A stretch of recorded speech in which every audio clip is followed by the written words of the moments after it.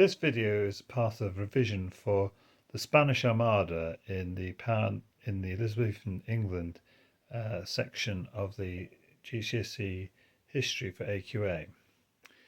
And the question often asked is, why did the English win the battle against the Spanish, considering the Spanish had a larger fleet and the army that they were going to transport to England, the Duke of Parma, was vastly superior to anything that England could muster.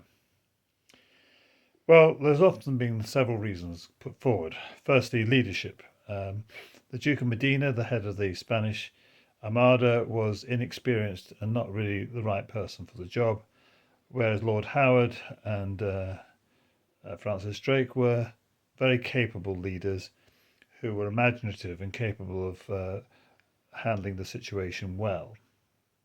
Furthermore, the ships involved favoured the English with their smaller, more manoeuvrable ships, with their cannons that could fire long distances, whereas the Spanish are more used to grappling with ships and boarding them.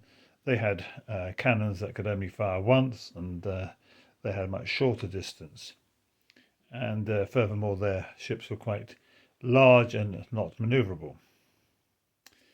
And then you have the fact that the English tactics were much superior to the Spanish. Though the Spanish were very good at keeping to the formation, the crescent formation, which meant that their most vulnerable ships were kept in the centre, and whilst their crescent formation stood, they were capable of withstanding any English attacks. The English managed to break up the crescent formation through fire ships, because when the Spanish anchored off the coast near Gravelines, the English sent in fire ships which scattered the Spanish, and then the English could then go in and start attacking them. But actually, in the end, what's often considered the major feature was the wind which blew, and the Spanish ships were scattered into the North Sea and very few returned.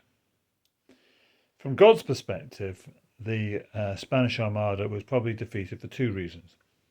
Firstly, God wanted to protect the nations of Europe from being taken over by empires. God raised up the Joan of Arc to stop the English from taking over France.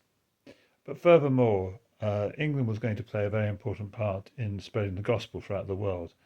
And God foresaw that and kept England independent so that role of spreading the gospel could take place. Well, thank you for listening.